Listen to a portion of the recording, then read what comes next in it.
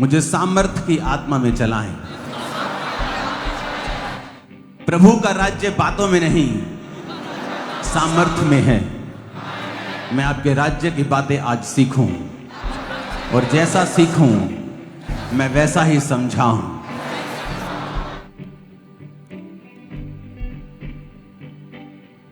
प्रभु यीशु मसीह के सामर्थ्य नाम में हम मांगते हैं। फर्स्ट थर्सडे मीटिंग मॉर्निंग, स्वागत है आप सबका। अपने हाथों को उठाएंगे। अभी हम प्रार्थना करेंगे कुछ चीजों के लिए। गुरदासपुर एरिया में डेरा बाबा नानक एक नाम जगह है, वहां पर एक और ब्रांच चर्च की ओपन हो चुकी है।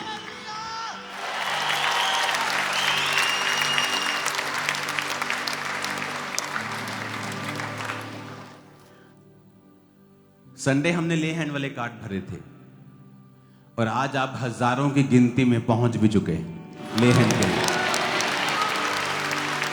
तो पिछली बार जब ले हैंड कार्ड भरे थे तो उनको काफी टाइम लगा था, लेकिन इस बार मैंने टीम को बोला है टाइम नहीं लगेगा। हजारों में मैं बुलाऊंगा ले हैंड के लिए और जस्ट वीक्स में खत्म हो जाएगा सब। फिर नेक्स्ट। ये ब्रांच बहुत ही इंपॉर्टेंट ब्रांच है। और जब लोग इस ब्रांच में जाएंगे इस संडे, इसको गुरदासपुर की जगह वही लिखो जो इसका एरिया है, ताकि लोगों को नीचे लिखा है मेरे को मालूम है, क्योंकि वो एरिया मशहूर है। तो ऐसा गुरदासपुर लिखने की जरूरत नहीं, आप वही एरिया लिखें, नीचे एड्रेस तहसील अगर गुरदासपुर की है तो वो लिखें। ओके, ये ब्रांच में जो लोग इस संडे जाएंगे उनके ले हैंड के कार्ड भरे जाएंगे और कुछ ही घंटों के अंदर उनको कॉल आएगी और वो जल्दी ही ले हैंड के लिए चर्च में मौजूद होंगे। तो ये मेरा गिफ्ट है उन लोगों के लिए जो पहली बार इस संडे इस ब्रांच में जाएंगे। अपने हाथों को उठाएंगे इस ब्रांच के लिए। खुदावन तेरा आत्मा अजीब अचंभे और बड़े कार्यों के साथ उस ब्रांच में कार्य करे। तूने कहा मेरा पिता किसान, मैं दाखलता हूं और तुम मेरी ब्रांचेस हो, तुम मेरी टहनियां हो। सर्वशक्तिमान पिता, तेरी सामर्थ, तेरी आग उस ब्रांच के कोने कोने में जहां लोग पांव रखे खुदाबंद, तेरी आग से भर जाए मेरे सामर्थी परमेश्वर। तेरी सामर्थ उनको छुए, लंगड़े चले अंधे देखें खुदाबंद, बीमार चंगे हों, बड़े बड़े लोग वहां पे आए और यीशु के सामने घुटना टेक दे खुदाबंद। ये बहुत सी बातों को बदलेगी, बहुत से बड़े कामों को करेगी। जो इस चर्च को पैदा करने का मकसद परमेश्वर का था, ये उसे पूरा करेगी।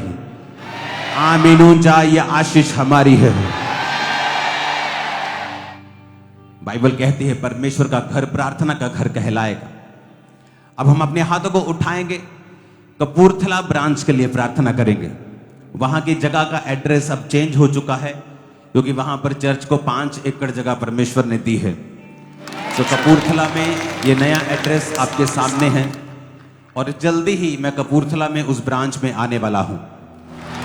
तो जो लोग नहीं जानते कपूरथला में ब्रांच है, अब परमेश्वर ने अपनी जगह हमें दे दी है और नई जगह के ऊपर ही चर्च लग रही है।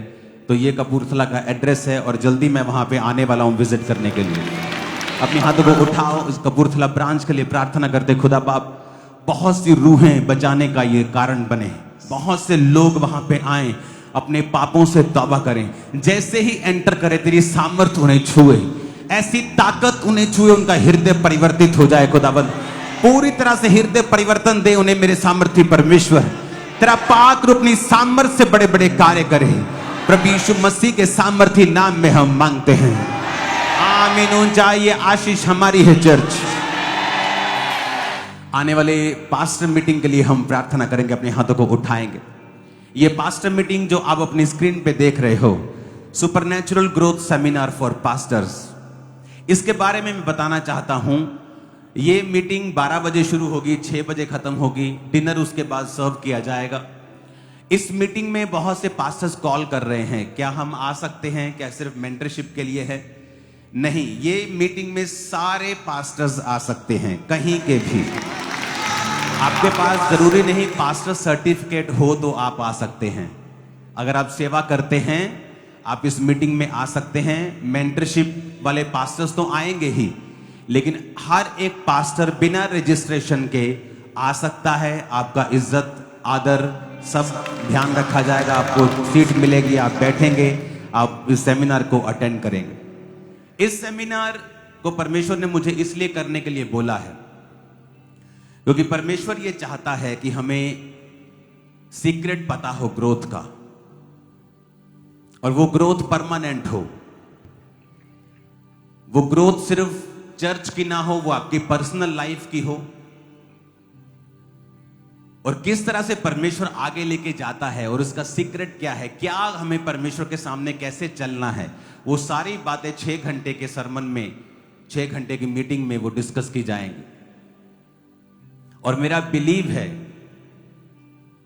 कि जो टेस्टिमनीज पास्टर मीटिंग में लोग सुनेंगे कि किस तरह से जो मेंटरशिप के नीचे पास्टर्स थे, दूसरे पास्टर्स थे जिन्होंने जब मिनिस्ट्री के साथ कांटेक्ट किया और उन्हें परमेश्वर ने किस तरह से ब्लेस किया। आज बहुत सारी इंडिया की जो स्टेट्स हैं उनकी सबसे बड़ी चर्च जो है वो मेंटरशिप के अंडर है पास्टर। बहुत सारी इंडिया के स्टेट्स, मोस्टली सभी स्टेट्स हो जाएंगे, क्योंकि उन्होंने वही चीजों को अप्लाई किया है जब मैंने उनको बताया है या उन्होंने जो सीखा है, और आज परमेश्वर उनको ब्लेस कर रहा है। तो इस मीटिंग में आने की कोई फीस नहीं है, कोई रजिस्ट्रेशन नहीं है, आपको जस्ट आना है। अब क्योंकि ये मीटिंग पहले मैं नहीं करता था, लोग बोलते थे पास्टर सेमिनार आप करें, लेकिन मैं सिर्फ मेंटरशिप वाले लोगों के साथ ही सेमिनार करता था। लेकिन अब माहौल ऐसा बना बीच में कि मैंने कहा नहीं, अब मैं सभी को बुलाऊंगा और सभी को ब्लेस करूंगा। तो ये मीटिंग आप लोगों के लिए होगी। अपने हाथों को उठाओ। खुदा बाप, तेरे दासों के लिए हम तेरा शुक्र करते हैं जो दिन और रात खुदावन तेरे नाम का हौका, तेरे नाम की आवाज देते हैं। खुदावन मेरे पिता परमेश्वर, तेरे दास जो अलग अलग तरह की कठिनाइयों में भी तेरी सेवा करते हैं, मैं प्रार्थना करता हूं इंडिया से, फॉरेन से, बाहर से, सब जगहों से इस मीटिंग में वो तेरे दास आने पाए जिनको तू आशीषित करना चाहता है, जिनकी लाइफ को तू, मिनिस्ट्री को तू एक लेवल पे नहीं अब अगले लेवल पे लेके जाना चाहता है। और मेरा विश्वास है खुदावन बहुत से लोग इस मीटिंग में आएंगे और सेम न रहेंगे, बहुत से पास्टर्स आएंगे और सेम न रहेंगे, बहुत सी सेवकाइयां इस पास्टर सेमिनार में पैदा हो जाएंगी, परमेश्वर का आत्मा कह रहा है। बहुत सी सेवकाइयां उठ खड़ी होंगी इस पास्टर सेमिनार के बाद, परमेश्वर का आत्मा कहता है। बहुत से पास्टर्स जो इस मीटिंग को अटेंड करेंगे, डिवाइन हेल्पर्स उनकी सेवकाई में ऐसे आएंगे वो खुद हैरान होंगे।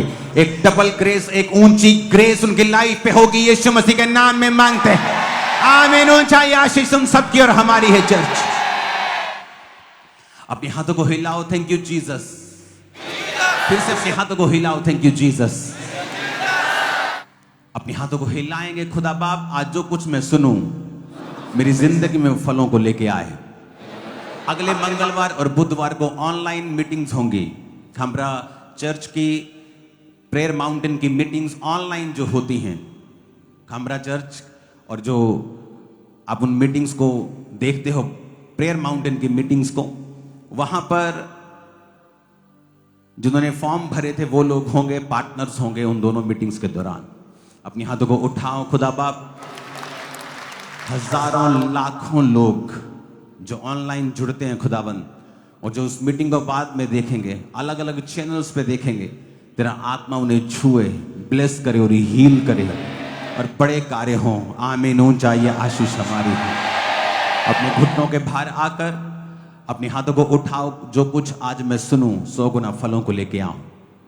ऊंची आवाज में प्रभु से बात करो। जो कुछ आज मैं सुनूं मैं फलों को लेके आऊं। अंधकार की शक्तियां इसे चुराने ना पाए। मांगो ऊंची आवाज में।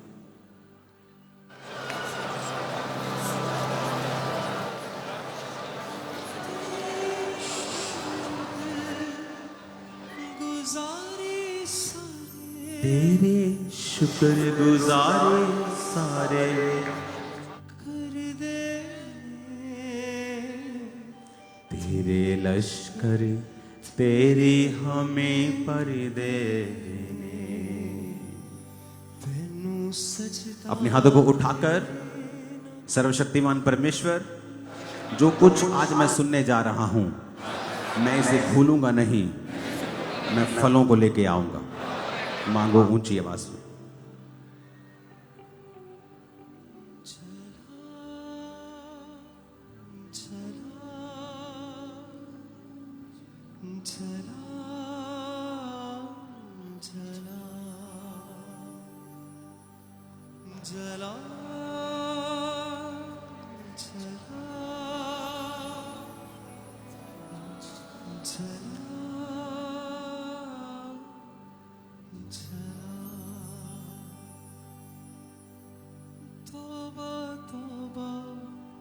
प्रभु यीशु मसीह के सामर्थी नाम में हम मांगते हैं।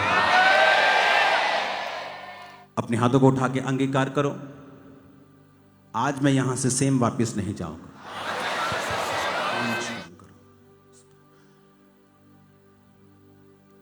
फिर से अंगीकार करो ऊंची आवाज में।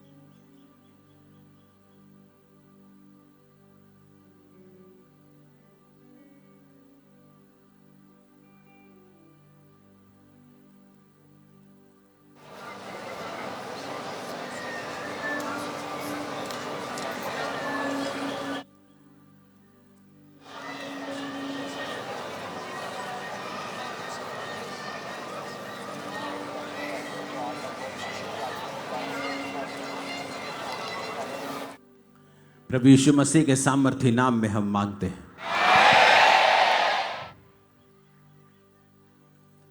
जोर से खुदाबंद की तारीफ करो, जोर से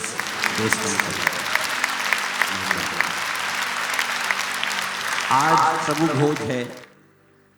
मैं ये चाहता हूं कि प्रभु भोज लेने से पहले हमारी जो स्पिरिट है वो करेक्ट होनी चाहिए। इको कम करो। अपने पड़ोसी को बोलो, प्रभु भोज लेने से पहले अपनी स्पिरिट को हमें करेक्ट करना है। आमीन। जो कुछ आपके आसपास होता है, चाहे वो क्रिश्चियनिटी में कहीं भी हो, जब हम फेल हो जाते हैं उसे बाइबल की आंखों के साथ देखने में, और वो चीजें हमारी स्पिरिट में घर कर जाती है, ये एक बिगेस्ट शैतान का हथियार बन जाता है। और वो ऐसे चीजें, ऐसे बीज आप में डाल देता है और आपको मालूम भी नहीं होता कि जो आपके अंदर बीज है वो परमेश्वर की ओर से नहीं है। आज से आई थिंक 17 साल पहले की बात होगी, नहीं 15 साल पहले की, 2009 के करीब एक जगह मेरा क्रूसेड रखा गया, बड़ी मीटिंग रखी गई।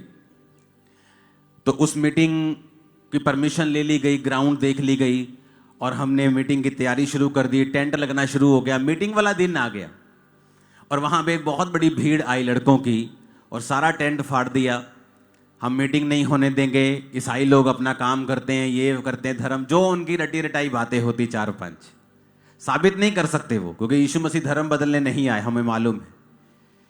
तो जब रटी रटाई बातें की, टेंट तोड़ दिया, पुलिस के पास गए तो पुलिस भी कई बार देखती है कि दंगा ना हो जाए, किसकी पोजीशन किसकी भारी है, तो वो सारा कैलकुलेट करती है। तो उसने हमें मीटिंग करने की परमिशन नहीं दी, मीटिंग कैंसिल होगी। वो ऐसा बोलते हैं हमेशा, मीटिंग पोस्टपोन कर दो जी, पोस्टपोन कर दो। उन्हें मालूम है जब पोस्टपोन हो जाएगी उसे फिर कैंसिल कर देंगे, उसके बाद वो मीटिंग की पावर खत्म हो जाती। कितने मेरी बात को समझ रहे हैं? तो क्या हुआ, जब मीटिंग कैंसिल हो गई तो लोगों को कुछ नहीं मालूम। जो भेड़ें होती हैं वो मासूम होती हैं, उन्हें नहीं पता। लेकिन जो चरवाहा होता है, ये उसकी जिम्मेवारी होती है कि राइट स्पिरिट के साथ वो अपनी भेड़ को आगे लेके जाए।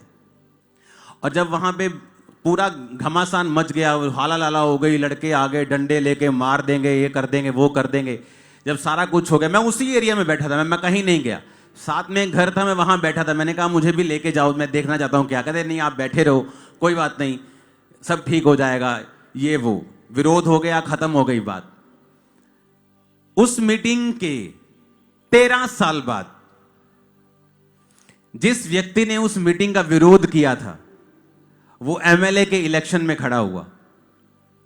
सुनो, विरोध किया। अब उसे ये नहीं मालूम था तब कि यहां पर परमेश्वर का इतना काम होगा। अब उस एरिया में सारे हैं ही क्रिश्चियन, 50% ज्यादा वोट क्रिश्चियन लोगों की है। प्रभु का काम नहीं बंद हुआ, मीटिंग नहीं हुई तो क्या हो गया, वहां पे परमेश्वर का सुसमाचार फैल रहा है। लोग एक दूसरे को यीशु मसीह के बारे में बता रहे हैं। जिस तरह प्रेरितों के काम की कलीसिया थी, कलीसिया में चमत्कार होते थे, उस एरिया के लोग आते थे तो वो एक दूसरे को बताते थे कि देख परमेश्वर ने मेरी लाइफ में क्या किया, देख परमेश्वर ने मेरी जिंदगी में किया। तो सुसमाचार ऐसे फैलता है। तो जब वहां पे 13 साल बाद वो खड़ा हुआ तो उसने चर्च में मैसेज भेजा कि मैं माफी मांगना चाहता हूं, क्या आप मुझे माफ करेंगे? मुझे डर लग रहा है कहीं मैं आपके पास आऊं तो आपके लोग मुझे पीट देंगे, मारेंगे, क्योंकि मैंने आपका विरोध किया था। सबको पता है कि मैंने आपका विरोध किया था, मैं शर्मिंदा हूं, मैं आके माफी मांगना चाहता हूं। मैंने उससे कहा मैं तो आपकी गलती उसी दिन माफ कर चुका था 15 साल पहले, तो आपको आज माफी मांगने की भी जरूरत नहीं, आ जाओ। वो आया, मैंने उसको चाय पिलाई, पकौड़े खिलाए। वो बड़े हैरान हुए कि हम तो इनके विरोधी हैं और ये चाय पिला रहे हैं, पकौड़े खिला रहे हैं, ये बता रहे हैं कि यीशु मसीह धर्म बदलने, जात बदलने नहीं आया। मैंने कहा अगर मैं आपका विरोध करूं तो जब मैं मसीह का विरोधी था और अगर कोई मेरा विरोध करता, मुझे कोई जेल में डालता या मेरे खिलाफ कोई केस करता तो मेरे अंदर गुस्सा आता। मैं सोचता नहीं अब इनकी ऐसी की तैसी, तो मैं कभी मेरा जीवन परिवर्तित ना होता, मैं कभी नहीं बदलता। मैंने विरोध किया, उन्होंने कुछ मुझे नहीं कहा, परमेश्वर ने मुझे पकड़ा और उसने मुझे घेरा और अपनी हुजूरी में वो मुझे लेके आया, नाक रगड़वा के। मेरी नाक क्या, मेरा सिर, सब कुछ रगड़ा दिया परमेश्वर ने जब मुझे प्रभु में वो लेके आया। सब डॉक्टर बाबे सब जगहें फेल हो गई थी जब मैं परमेश्वर में आया। तो मैंने कहा ये तो परमेश्वर की मर्जी है। उसने कहा नहीं, उसे लगता कि शायद मैं उसे दिल से सपोर्ट नहीं करता हूं। मैंने कहा डोंट वरी, मैं आपको दिल से सपोर्ट करता हूं, प्यार करता हूं। और वो जीता भी अपने एरिया में, क्योंकि उसके लोगों ने, क्रिश्चियन लोगों ने बताया था कि जब तक आप पापा के साथ फोटो खिंचा के नहीं आओगे ना, हम आपको कुछ नहीं, अंदर भी नहीं आने देंगे। वो कहता है स्पेशल में फोटो खिंचाने आया। मैं कहा डोंट वरी, मैं तेरा दुश्मन नहीं हूं।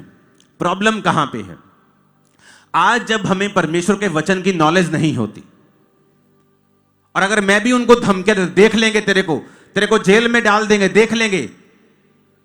बाइबल कहती है हमें स्वर्गदूतों का न्याय करना है।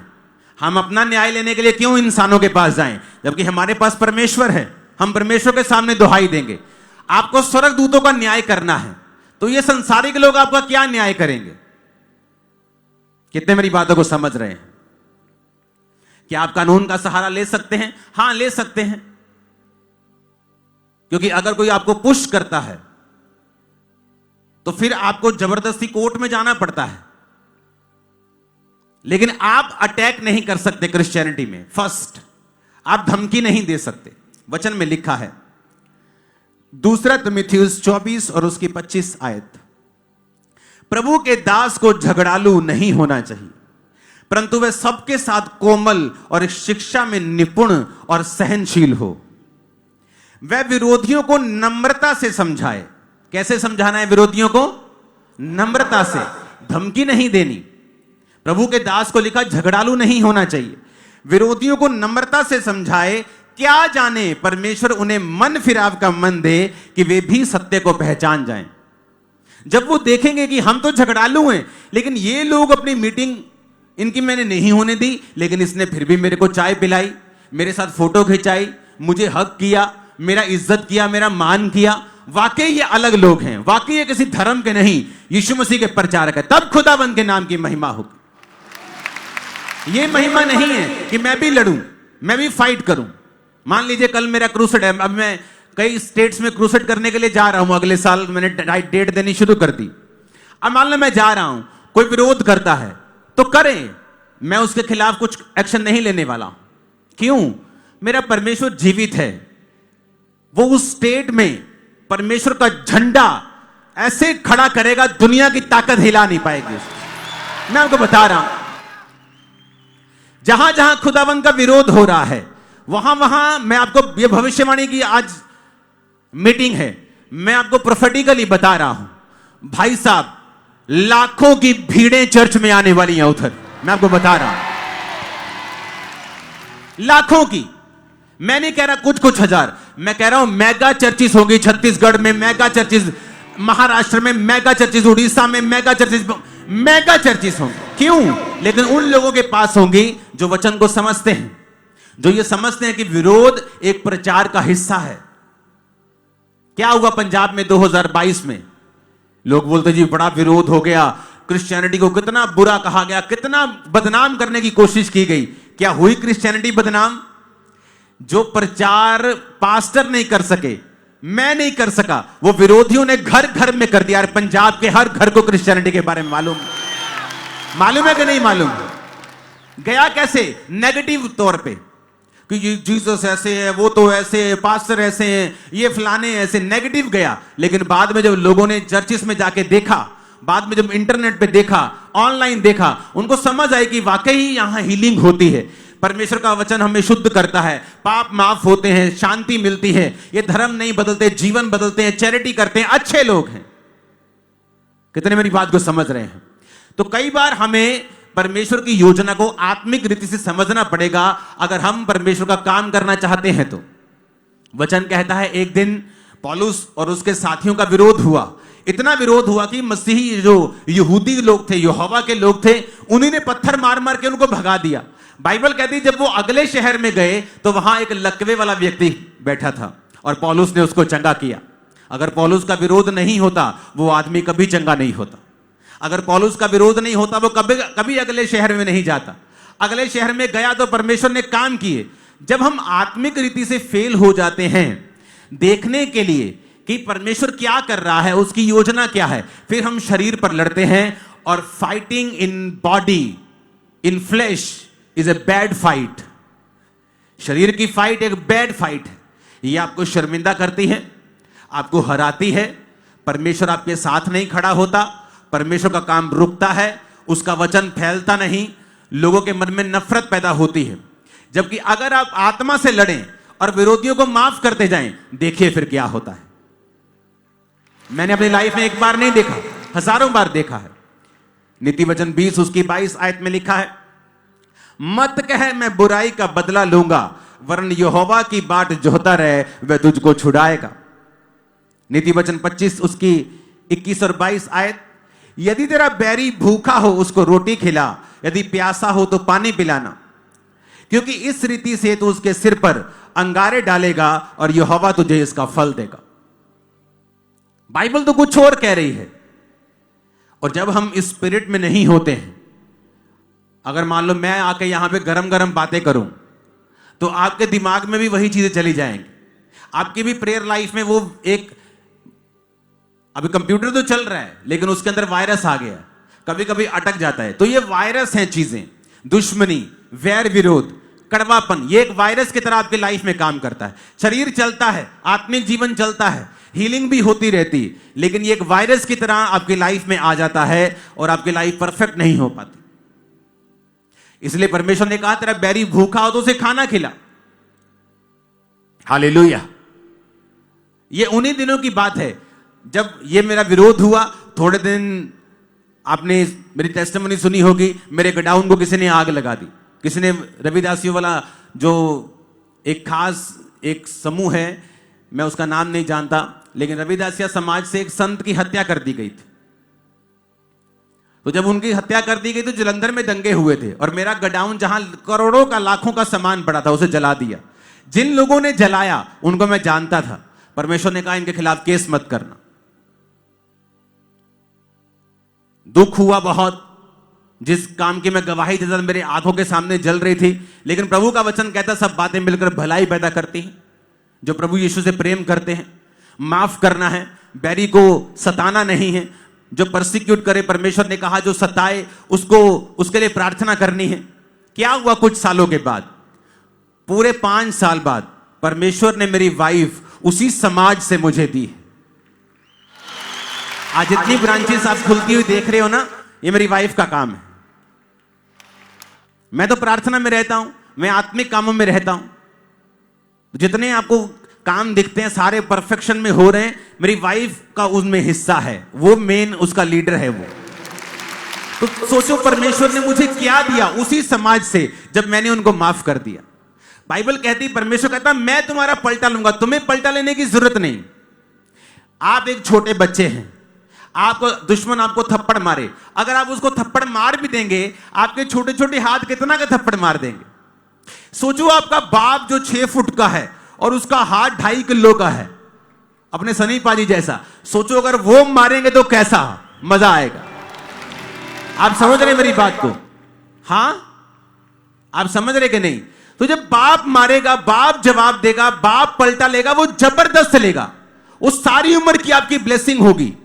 लेकिन जब आप पलटा लेंगे वो थोड़ा होगा, आपको तसल्ली हो जाएगी लेकिन मजा नहीं आएगा। परमेश्वर आपके साथ नहीं खड़ा होगा, वो आपके अंग संग नहीं होगा, वो आपको प्रतिफल नहीं देगा।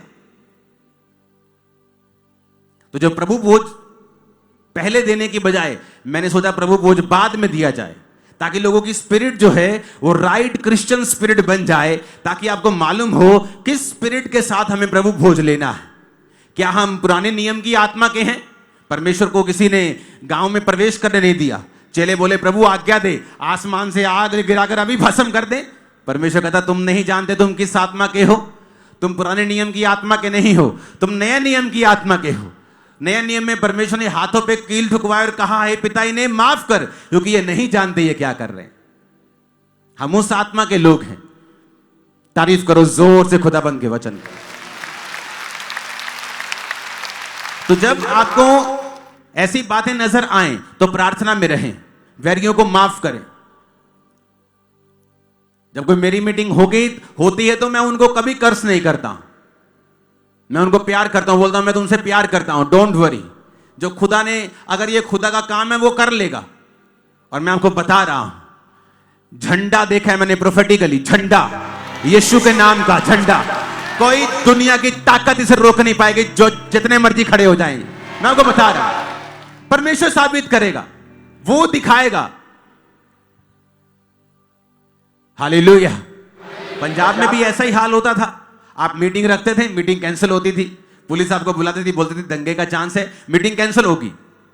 क्या करते थे हम लोग? प्रार्थना करते थे, कोई बात नहीं, प्रेयर करते थे, प्रेयर करते थे। देखो परमेश्वर ने कैसे काम किया, धीरे धीरे सुसमाचार लोगों तक फैलता गया, फैलता गया। अब लोग इतने, वो खुद कहते भाई साहब आपको परमिशन दे दी है, कोई काम हो तो बताइए, सब ठीक होगा, सब अच्छी तरह से। अभी ऐसा उल्टा हो गया।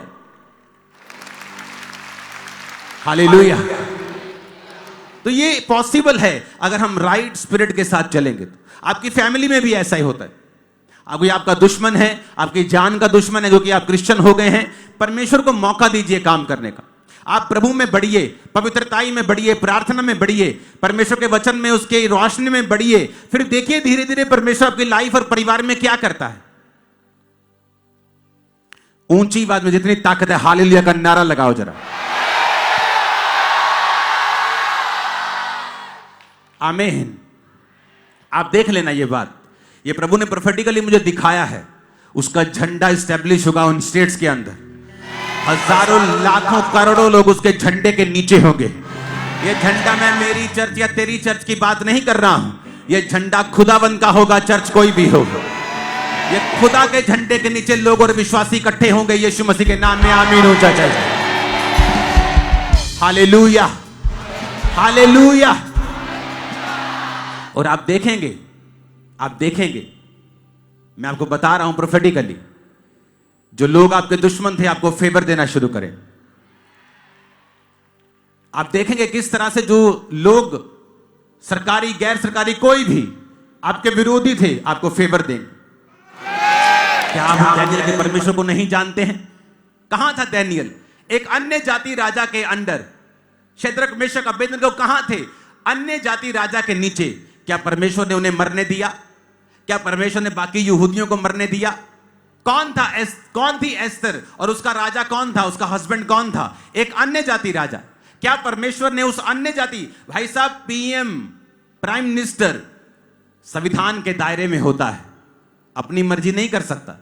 पावर होती है उसके पास, बहुत सी पावर्स होती हैं, पर राजा के पास जो पावर्स होती हैं वो किसी डेमोक्रेटिक लोगों के पास नहीं होती। राजा अगर बोले इसको फांसी दो तो उसे किसी लॉ की जरूरत नहीं है। बाइबल कहती है वो राजाओं के नीचे थी। ऐसे राजा जो बोलते थे कि जाओ सारे यहूदियों को मार दो, क्या परमेश्वर ने उन्हें मरने दिया? अगर वो राजाओं के नीचे मरने नहीं देता था, राजाओं के नीचे राजाओं के साथ वो संधि करके परमेश्वर का आत्मा उन्हें किसी तरह भी समझाकर अपने लोगों को बचाता था, तो आज वो कैसे आपको छोड़ देगा जब आप नए नियम के अनुग्रह के नीचे हैं? आप बढ़ाने के लिए बुलाए गए हैं, आगे चलने के लिए बुलाए गए हैं, आग में चलने के लिए बुलाए गए हैं, लंगड़ों को चलाने के लिए बुलाए गए हैं, अंध को आंखें देने के लिए बुलाए गए हैं, आत्मा में और विक्ट्री में चलने के लिए बुलाए गए हैं, अपने परिवार को बचता हुआ देखने के लिए बुलाए गए हैं, बड़े कामों को देखता हुआ अपनी लाइफ में होता हुआ देखने के लिए बुलाए गए हैं। आमीन। मेरे को खड़कने वाला चाहिए चर्च। Hallelujah, hallelujah. क्या हम नहीं जानते हम किस आत्मा के हैं? हम परमेश्वर के नए नियम के अनुग्रह के नीचे हैं। हम अपने विरोधियों को श्रापित करने के लिए नहीं बुलाए गए, हम उनके लिए प्रार्थना करने के लिए बुलाए गए। हालेलुया। ऊंची आवाज में हालेलुया बोलो।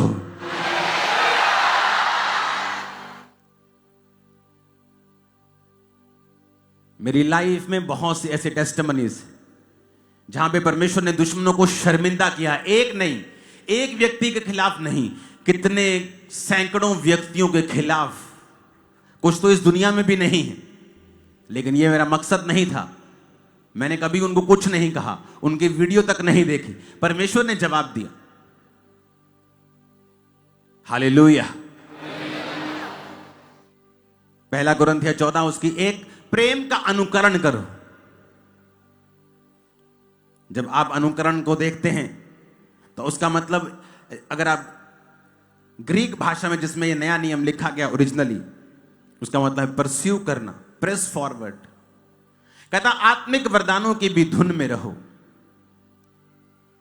And desire spiritual gifts rather that ये में प्रोफेसाई, विशेष करके कि भविष्यवाणी कर। कहता प्रेम का अनुकरण करो और आत्मिक वरदानों की भी धुन में रहो। प्रेम मैंने आपको समझा दिया किसे कहते हैं।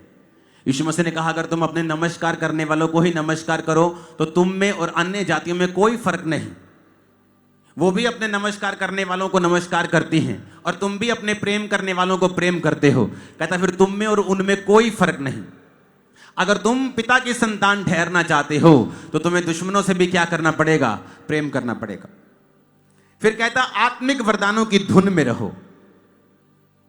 कलीसिया को इस्टेब्लिश होने के लिए आत्मिक वरदानों की जरूरत है। आज बहुत सारे पास्टर्स ग्रोथ में नहीं हैं क्योंकि उनमें आत्मिक वरदानों की कमी है। बहुत सी जगहों के ऊपर हाथों और पैरों की कटी हुई गॉस्पल सुनाई दे रही है। कुछ लोग सिर्फ प्रीच करने के लिए बुलाए गए हैं, वो बात अलग है, लेकिन वो प्रीच करने के साथ साथ हीलिंग और प्रोफेसी का विरोध करते हैं, जो कि गलत है। बाइबल कहती है आत्मिक वरदानों की धुन में रहो। अब आप वो बात सुनना चाहते हो जो कोई व्यक्ति कह रहा है, चाहे वो परमेश्वर का ही क्यों ना हो, या आप वो बात सुनना चाहते हो जो प्रभु का वचन आपको कह रहा है। प्रभु का वचन कहता है आत्मिक वरदानों की धुन में। धुन का मतलब क्या होता है? अगर हम यूनानी भाषा में इसको पढ़ें, कहता डिजायर आफ्टर स्पिरिचुअल गिफ्ट्स। धुन का मतलब है जेलो। यूनानी भाषा का 2206 नामक शब्द, टू बी जेलस ओवर, जो कि 2205 शब्द से निकला है, जिसका मतलब है जेलोस, जिसका मतलब है प्रॉपरली हीट। जैसे लोहा गर्म हो जाए पूरा तो भी वो हथियार बनता है। आप बिना गर्म किए लोहे को जितना मर्जी पीट लें, वो आप उसे मनपसंद हथियार नहीं बना सकते। बहुत से लोग ये बात नहीं समझते हैं कि स्पिरिट में एक रूल है, और वो रूल क्या है? चाहे वो हीलिंग हो, चाहे वो वरदान हो, या परमेश्वर के साथ संबंधित कोई भी कार्य हो, जब तक आप उस चीज की धुन में नहीं है, लिखा प्रॉपरली हीट, पूरी तरह से एक चीज गर्म हो जाना। पानी उबाल तब आता है जब पूरी तरह से वो गर्म हो जाता है, पूरी रीति के साथ। टू बी जेलस ओवर, एक चीज के लिए पूरी तरह से पीछे पड़ जाना, उसकी धुन रखना। 12 साल की लहू बहने वाली औरत अगर ये सोच के घर में बैठी रहती कि हां प्रभु यीशु मसीह आएंगे, मेरे घर के पास से कभी निकलेंगे तो मैं जरूर छूऊंगी, क्योंकि मैं जा नहीं सकती ना। लेकिन बाइबल कहती है वो लोगों को छू नहीं सकती थी, क्योंकि उसे अशुद्ध करने वाला रोग था। अगर वो छूती तो मारी जाती। फिर भी वो अपने घर से निकली, और परमेश्वर को छूना आसान नहीं था। भीड़ में से चीर कर रिस्क लेके प्रभु को छुआ। हीलिंग आसान नहीं है जैसा लोग समझते हैं। कोढ़ी परमेश्वर के पास आया, जबकि कोढ़ियों को लोगों के पास आने की आज्ञा नहीं थी। जहां लोग थे, छावनी थी, जहां लोग रहते थे, नहीं आ सकते थे। लेकिन बाइबल कहती फिर भी एक कोढ़ी परमेश्वर के पास आके उसको प्रणाम करके कहता है, यदि तू चाहे तो मुझे शुद्ध कर सकता है। रिस्क लिया उसने। आप बाइबल में किसी भी जगह देखेंगे तो आपको रिस्क नजर आएगा, धुन नजर आएगी, एक क्रेजीनेस नजर आएगी, एक फेथ नजर आएगा, एक प्रेशर नजर आएगा, एक परमेश्वर के राज्य में बलपूर्वक प्रवेश किया जा सकता है। एक बल नजर आएगा, तभी परमेश्वर देता है। लोगों को लगता है हीलिंग का वरदान आराम से काम करेगा। वो क्या करते हैं? हीलिंग के लिए प्रार्थना करते हैं। जब देखते हैं लोग चंगे नहीं हुए, 1 साल हो गया प्रार्थना करते, वो अपनी सेवकाई चेंज कर लेते हैं, प्रीच करना शुरू। उन्हें लगता है कि हीलिंग नहीं करनी, हमने प्रीच करना है, लेकिन अंदर से बताते नहीं वो। लेकिन बाइबल कहती है अगर तुम्हें वरदान चाहिए, तुम्हें इनकी धुन में रहना होगा, प्रॉपरली हीट होना होगा, तो ये वरदान तुम्हारी लाइफ में काम करते हैं और तुम इनकी डिजायर करते हो। जब परमेश्वर ने मुझे प्रोफेटिक वरदान दिया, अब मुझे मालूम है आप फेक प्रोफेसी करके दूसरे पास्टर्स का भी कई बार नाम खराब करते हैं, क्योंकि प्रभु आपके साथ बात नहीं कर रहा होता, लेकिन आपको लोगों को इंप्रेस करना है, लोगों को बताना है कि मैं कुछ हूं, और इसी चक्कर में क्रिश्चियनिटी का नाम बदनाम होता है। इसका मतलब ये नहीं आप प्रोफेसी ना करें, लेकिन आप प्रभु की आत्मा से करेंगे तो वो सच होगा। कितने मेरी बातों को समझ रहे हैं? और जब अगर आपको वो वरदान कोई चाहिए, आज से कुछ साल पहले जब मैंने प्रोफेटिक में प्रवेश किया और परमेश्वर का आत्मा जब मुझसे बात करने लगा, तो मैंने वो उस प्रोफेटिक वरदान को शाइन करने के लिए प्रभु से कहा, परमेश्वर मैं रोज तेरी वेदी के पास आऊंगा, इतनी भेंट मैं रोज तुझे दूंगा पैसों की, इतनी प्रार्थना मैं रोज करूंगा सिर्फ एक इस वरदान के लिए। और मैं रोज परमेश्वर के सामने जाता था, रोज अपने बीज को बोता था, रोज प्रेयर करता था सिर्फ एक वरदान के शाइन करने के लिए। और मैं सालों में करता रहा हूं, और उसके बाद वो वरदान शाइन होना शुरू हुआ। धुन में रहना। आप धुन में कैसे रह सकते हैं अगर आप 24 घंटे उस बारे में सोचते नहीं हैं?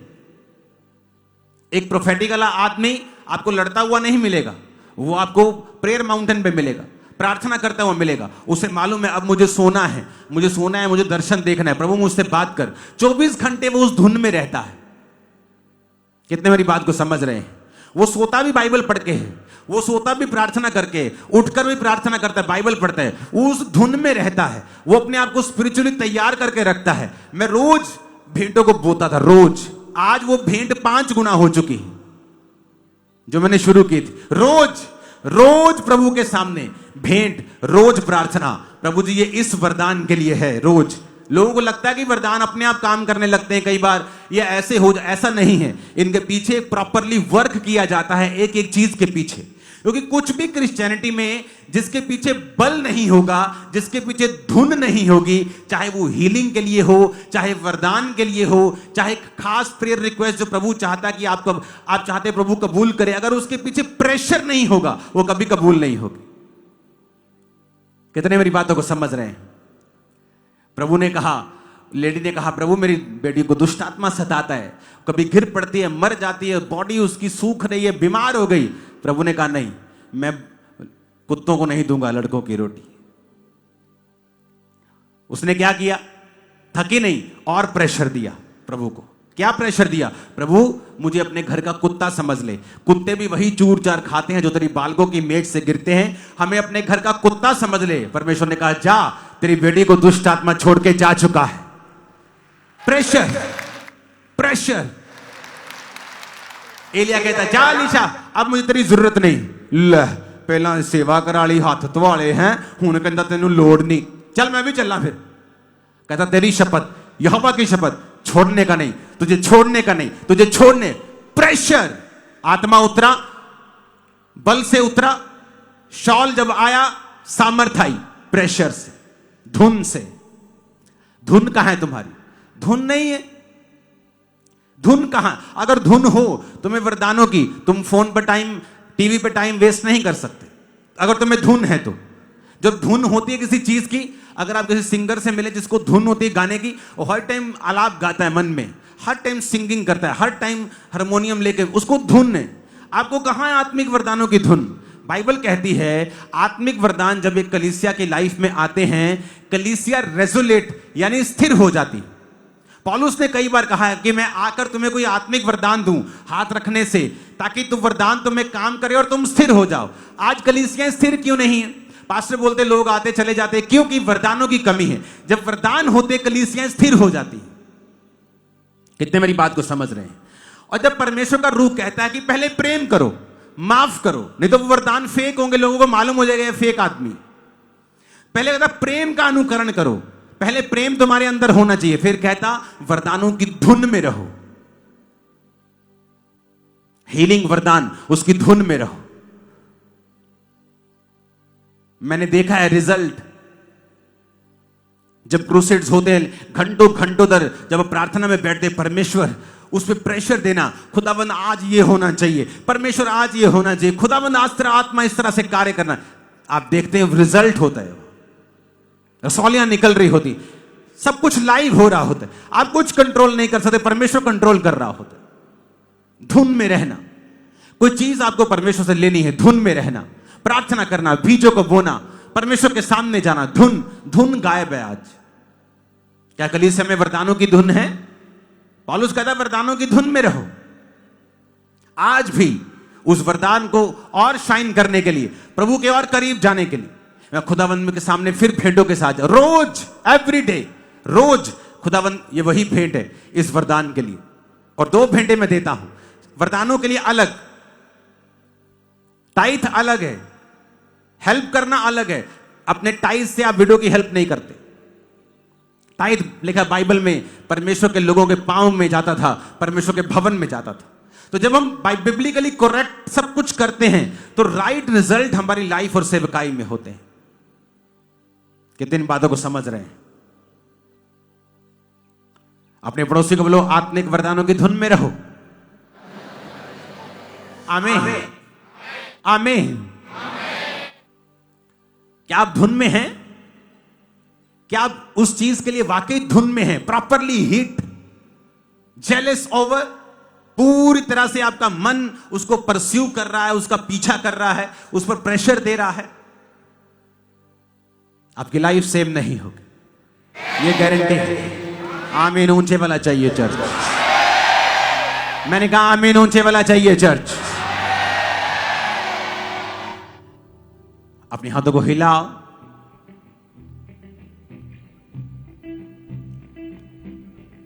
अपने आप को करेक्ट करो।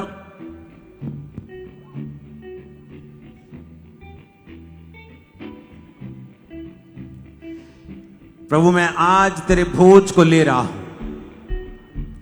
अपने आप को सुधारता हुआ।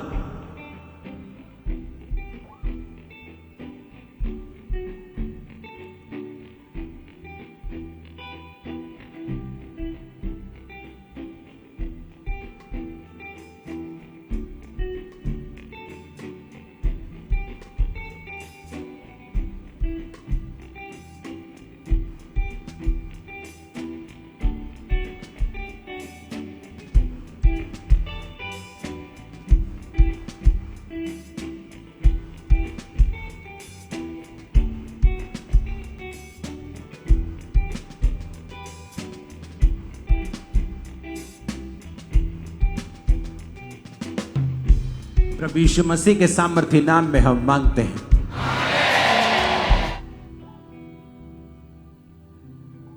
अपने पड़ोसी को बोलो, प्रेम का अनुकरण करना है। बाइबल कहती जब एक गलती पतरस ने की तो पौलुस ने उसे सबके सामने डांटा, क्योंकि वो गलती विश्वासियों को इफेक्ट कर रही थी।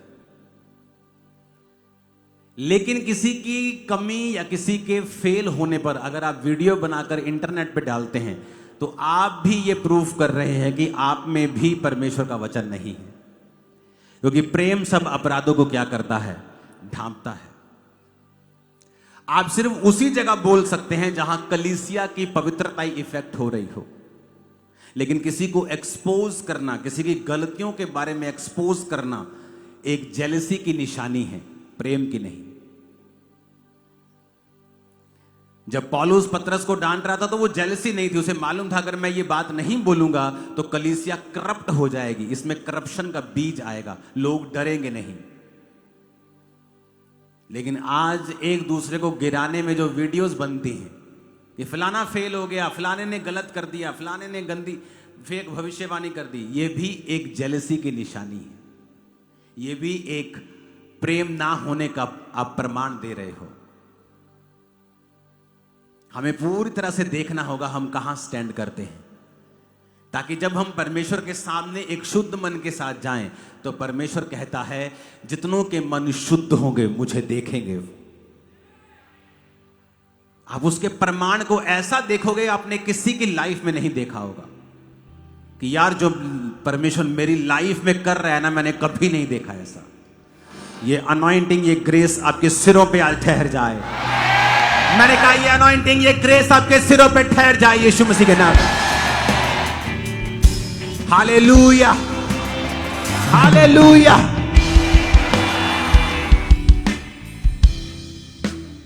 आप जब प्रभु की हुजूरी में जाते हैं आपको इन चीजों का मालूम होता है, नहीं तो आप भी प्रभावित हो जाते हैं इन चीजों से। अपने हाथों को हिलाओ,